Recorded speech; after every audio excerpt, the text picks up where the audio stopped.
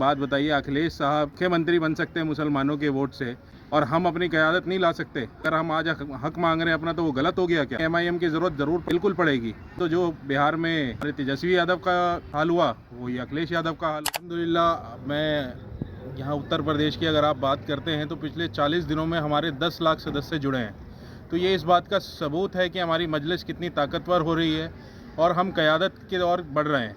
और जो भी आज सिर्फ मुसलमानों को वोट के लिए यूज़ करते हैं, तो वो अब यूज़ नहीं कर पाएंगे। अब हमें उनका सम्मान भी देना पड़ेगा। अब हमारे अंदर से हमारे मुसलमानों में से किसी को नेता भी बनाना पड़ेगा और हम अपने हक के लिए इस लड़ेंगे। देखिए, ये तो वही हो गया ना कि जहां हम पहुंचते हैं, आप बीजेपी का डर दिखा के सिर्फ मुसलमानों को अलग करना चाहते हैं। अगर बीजेपी को हम हराना नहीं चाहते तो हम यहाँ इलेक्शन लड़ते। हम तो हैदराबाद में जाके हमारे सदर बैठे रहते।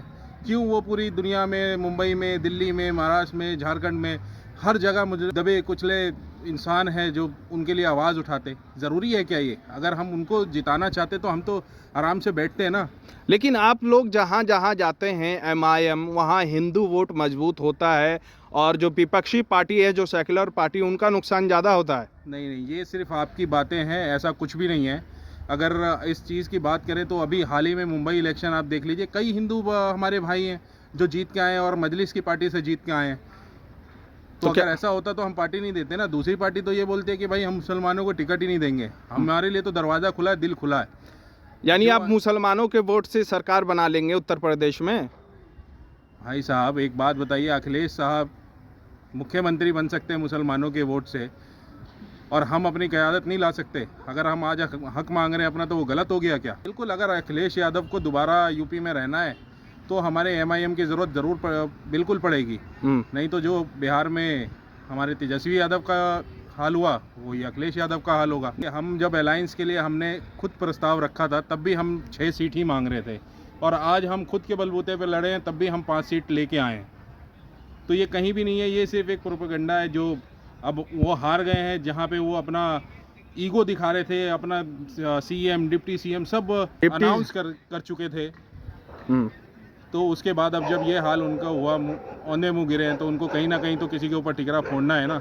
देखिए मेरे भाई, हमारे जो यूपी के सदर हैं, स्टेट सदर हैं शौकत अली जी, आज पुरजोर मेहनत कर रहे हैं, हर एक जगह जा रहे हैं, मजलूमों की आवाज़ बन रहे हैं। जो दबे कुचले लोग हैं, दलित लोग हैं, जो पिछड़ा समाज है, उन सब की आवाज़ है आज शौकत अली जी। तो मैं आपको ये बताना चाहता हूँ कि अखिलेश कुमार को अगर CM बनना है यूपी के अंदर, तो मजलिस का साथ लेना ही पड़ेगा। नहीं तो हम पूरी तरह से यूपी के अंदर मजबूत हैं, हम लड़ने के लिए तैयार हैं। जो बुराई है, जो बाहरी ताकत है, उसको हम बाहर निकाल। यानी आप चाह रहे हैं कि एक बार फिर से 27 में मुसलमानों को प्रताड़ित किया जाए बीजेपी की तरफ से?